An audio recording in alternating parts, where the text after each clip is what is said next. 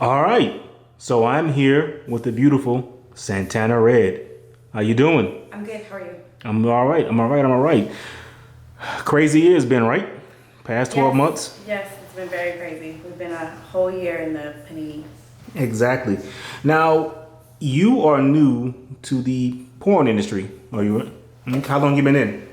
Um, I did my first scene towards the end of 2019, but I only did that one scene, and then after that, I got into it June of 2020.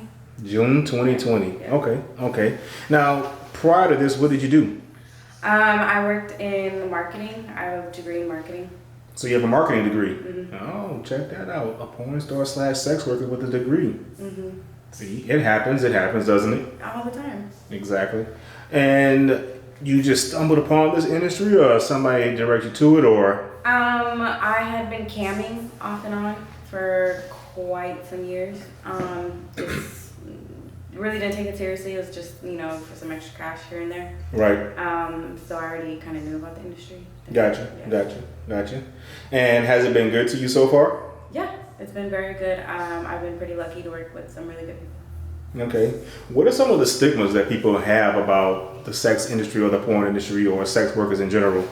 Well, there's the obvious ones, like people always assume women in the sex work industry are dumb, or they don't know what they're doing, or this is their last option, when that's not, that can't be further from the truth. A lot of these women are business owners, they're entrepreneurs, they're go-getters, they have degrees in business and marketing and stuff like that, and they're using what they got to get what they want. Right. Now, I've always said that I have no issue with a woman, or anybody for that matter, willingly on their own decided to do sex work. What I have a problem is that when people are forced to do that. Well, yeah, everybody should have a problem with that. Yeah, they should. Now, but the recent explosion of, seems like everybody is jumping on OnlyFans. Mm-hmm. Those that are not in the industry, they just want to do it for a quick cash grab. Mm-hmm. Do you think they're doing it for the right reasons, or they don't actually know how the business works? Well, I think if the reason is to get money, that's one of the main reasons a lot of people go into porn. So it's not different. It's not different than why I started, just to get money. But I think what people need to be careful about is that when you do OnlyFans, depending on what you do, it's a bell that can't be unrung. So just be careful of that and recognize that. When I started doing it, I knew I was gonna be all in. I wasn't gonna hide my face or anything like that. I was going to be doing porn. I knew that from jump. But a lot of people, they get into it kind of not knowing what they're gonna do. So people might find out, blackmail them, use it against them, what have you. So I think just people need to be careful, making that decision. Right. Once you start the ball rolling, it's rolling. Oh yeah, definitely. And it's online, and you may think, oh, it's on OnlyFans, I'm gonna watermark it, all this and that. It doesn't matter. It's gonna get out there. With my experience in watching things online, whether it be fights, car crashes, people being unprofessional, once it's out there, it's out there. Yeah, as with anything online, I mean, we see, memes that get made from pictures from, 5-10 years ago. So once it's out there, it's out there. Exactly. Now, have you ever had somebody come across to you and say, well, hey, don't you feel degraded doing this? Or do you feel empowered because you're making this decision on your own? You're in total control of what you do, and if you're not comfortable with it, then hey, we're not going to do this. Do you mean someone I've shot with, or anybody, any female, anybody else try to, I guess, come at you and make you feel bad for what you're doing? No, not at all. Like I said, I've been pretty lucky. The people that I've worked with, my fans, and I think that's why they're my fans, because they know that I'm grown. This is what I'm doing, so there's no reason to try and shame me. There have been random Instagram DMs, but nobody that I would take serious or anything like that. Definitely understand that. One of the craziest things that you've probably seen in your inbox. I You would have to like do some wild shit to be considered like crazy in my inbox. Like I get like random dick pictures and stuff like that. Marriage proposals, stuff like that. Marriage proposals. Yeah. That's a new one, man. Yeah, really. Yeah, so I've gotten that before, but I guess that's normal to me now. So I guess my normal is crazy to other people. But I don't know, like it would have to be like some really wild stuff to make me like, oh, that's crazy. Okay. That's the first time marriage proposal, man. That's some dangerous stuff. A few. Okay. There's a saying that goes that everybody wants to be a porn star until the lights come on. Mm-hmm.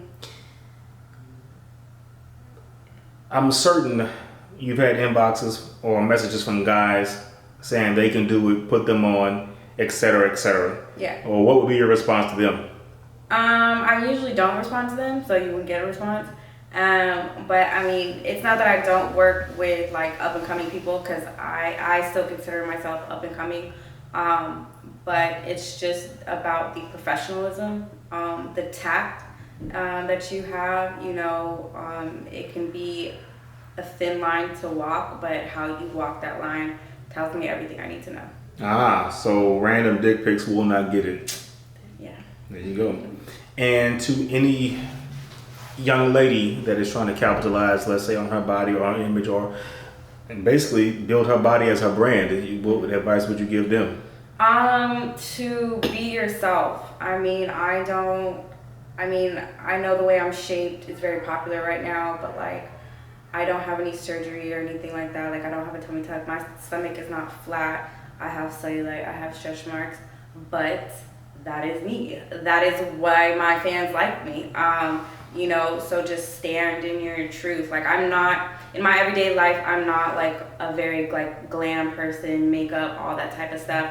So when I, have this persona, I'm kind of the same way. I didn't want to make it fake. Like, I'm pretty, the same as far as the persona and as far as like, my real life and everything like that. So just kind of be true to yourself and, what you actually want to do.